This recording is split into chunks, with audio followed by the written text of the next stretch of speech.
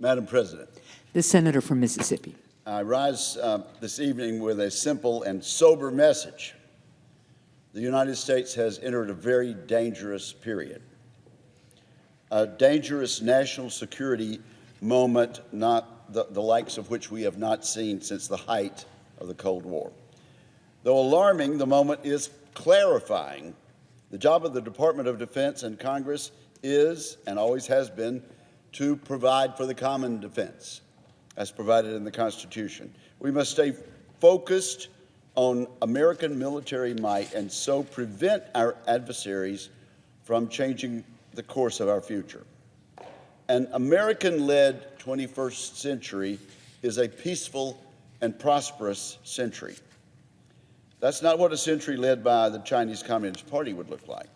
It is no surprise the pariah states of Russia, Iran, and North Korea are growing closer to Beijing and to each other. A free world is actually something that threatens them. As the ranking member of the Armed Services Committee, it is my hope that we will decide not just to compete in this dangerous era, but that we win. To that end, I have identified three priorities: deterring conflicts, winning technological competitions, and investing in our military's personnel.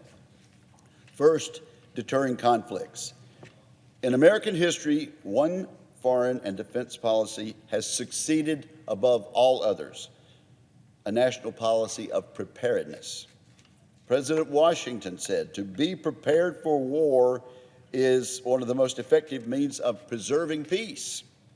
Theodore Roosevelt called it wielding a big stick, and President Reagan called it peace through strength. Indeed, we ought to listen to those great captains of American purpose. We should rearm and strengthen the United States so no adversary dreams of acting against our interest. With that in mind, I want to start with Taiwan and Ukraine. Without a doubt, there's no greater challenge than deterring Xi Jinping from taking Taiwan. Failing to defend Taiwan would plunge the globe into an economic depression and end our hopes for an American-led century. To ensure that never happens, Congress should pursue four priorities with Taiwan this year. First, we should pressure the Biden administration to exercise the $1 billion of drawdown authority we provided them in the Taiwan Enhanced Resilience Act last year. Second, we should match Taipei's growing investment in critical capabilities. I'm disappointed that the Biden administration has once again failed to request foreign military financing money for Taiwan. Congress will have to act. Third, we should fix the foreign military sales backlog and pursue real reforms to the process. Right now, it takes us too long to get crucial weapons to our allies.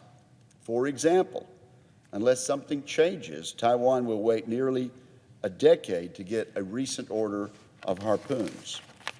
Fourth, we should expand our work with allies and partners to help Taiwan defend itself with military and non-military tools of power. Yet when it comes to deterring conflicts in the Western Pacific, helping the Taiwanese defend themselves is only part of the puzzle. The U.S. military itself must also be ready. Congress and the Department of Defense should act this year to accelerate the most important short-term capabilities for our forces in a Western Pacific scenario. As in prior years, we will focus on a concise list of near-term joint capabilities, such as advanced naval mines, munitions, non-kinetic cyber and electronic warfare techniques, space capabilities, and a range of battle management software technologies related to the joint all-domain command and control effort.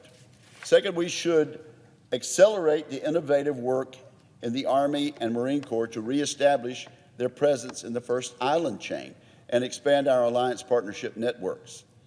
Specifically, I look forward to continuing the committee's focus on the Pacific Deterrence Initiative. This initiative seeks to enhance our basing and logistics infrastructure west of the international dateline. Third, we should focus on our munitions industrial base this year. Congress and the Department of Defense will expand the efforts in the Reed-Inhofe Amendment, which has actually cut bureaucratic red tape and has pushed the Pentagon to sign multi-year contracts for 17 different munitions. We must promptly provide the industrial base with resources to expand production of key munitions, such as the long-range anti-ship missile and Standard Missile-6. Fourth, we must tackle structural supply chain and workforce issues that hamper our munitions production. These activities are key to expanding our magazine depth, and they will significantly add to deterring China. Even as we seek deterrence in the Western Pacific, we note that deterrence did not work in Ukraine. Our goal now should be to maximize U.S. interests through Ukrainian victory and deter further Russian aggression, including against our NATO and our non-NATO allies. I will continue to focus on providing the Ukrainians with everything they need to achieve battlefield gains faster and hasten Ukraine's victory. As General Kellogg testified to our committee 2 weeks ago, Beijing is watching our actions in Ukraine. They are weighing whether to join the fray in that conflict.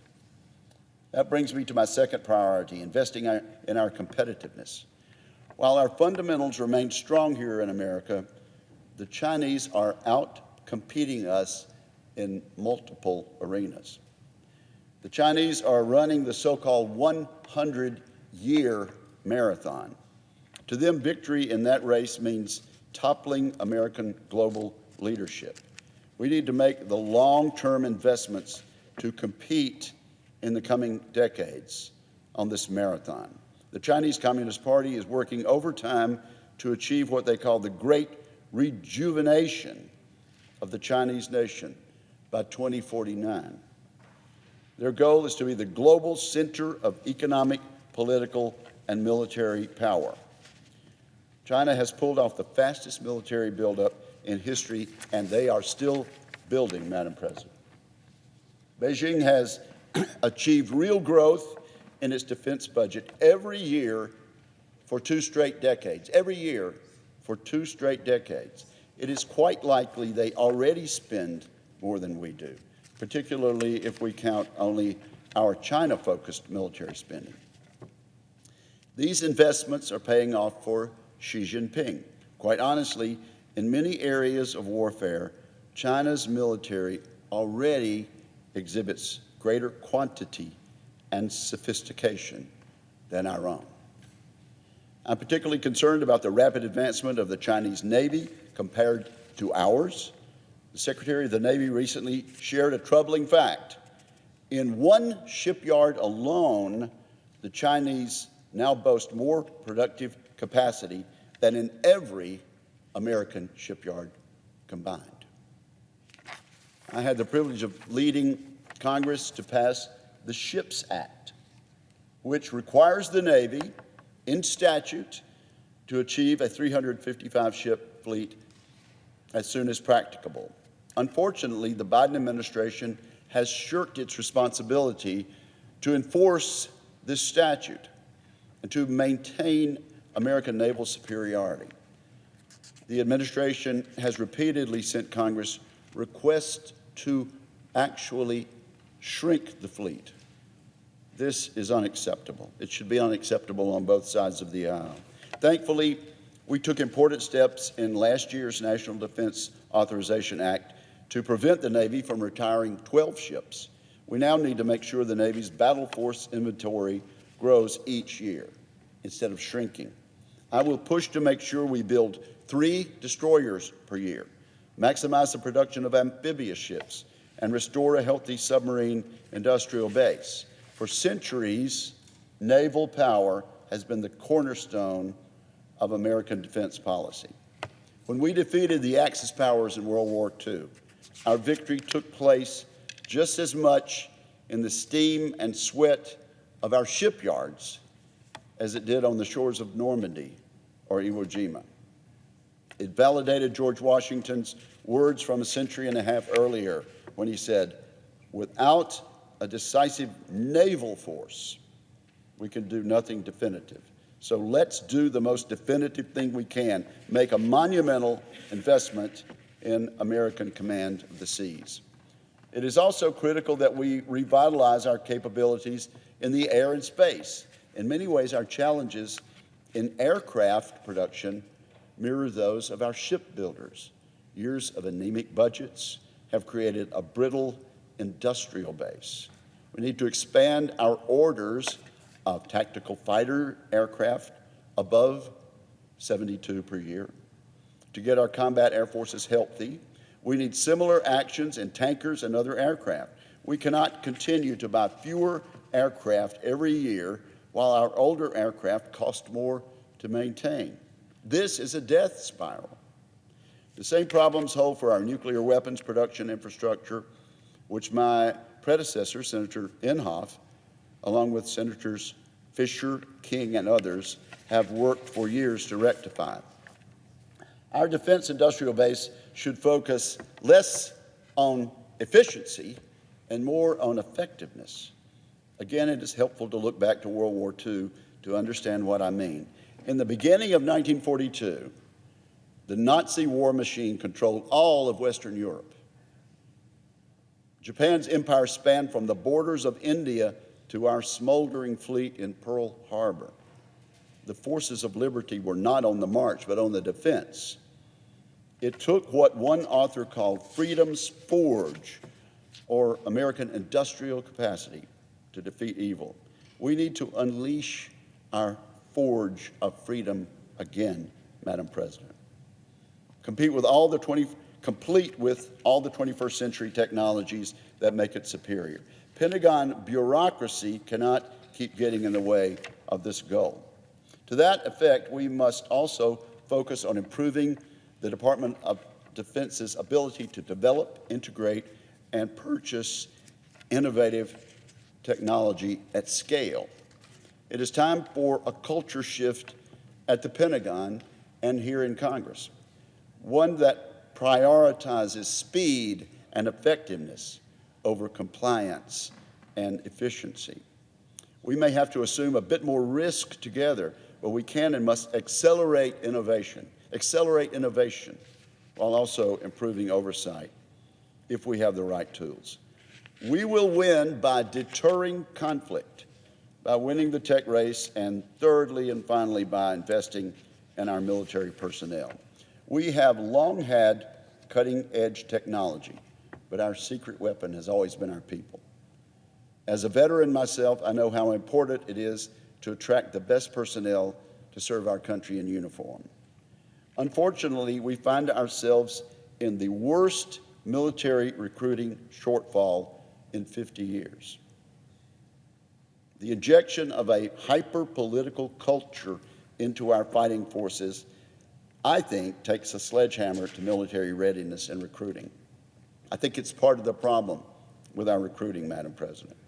I will partner with any member of Congress to expand the population of Americans eligible for military service. I will also promote solutions in this Congress, including increased support for junior ROTC and ROTC programs and expanded incentives for service members. As we recruit, we must never lose sight of our current troops. We will continue to care for service members and their families. All this will take hard work, new ways of thinking, and new partnerships between Congress and the executive branch. It will also require additional funding. We must achieve continued real growth in the defense budget. Significant real growth is absolutely required to strengthen deterrence against the Chinese Communist Party to an acceptable risk. Any additional investments in our national defense should have the best return possible, and we should innovate in new ways that will result in real savings to the taxpayers over the long run. In conclusion, Madam President, the challenges we face are significant. Our adversaries are testing us every day, and we cannot afford to make mistakes in our defense policy or to try to do defense policy on the cheap. Legendary columnist, the late Charles Krauthammer, reminded us often that decline is a choice. But I am confident we can choose to pass this generational test of American resolve if we work together in the spirit that has so long defined the work of this Congress and the Armed Services Committee. To my colleagues on the committee and across this chamber, I say, let's get to work. Thank you, Madam President, and I yield the floor.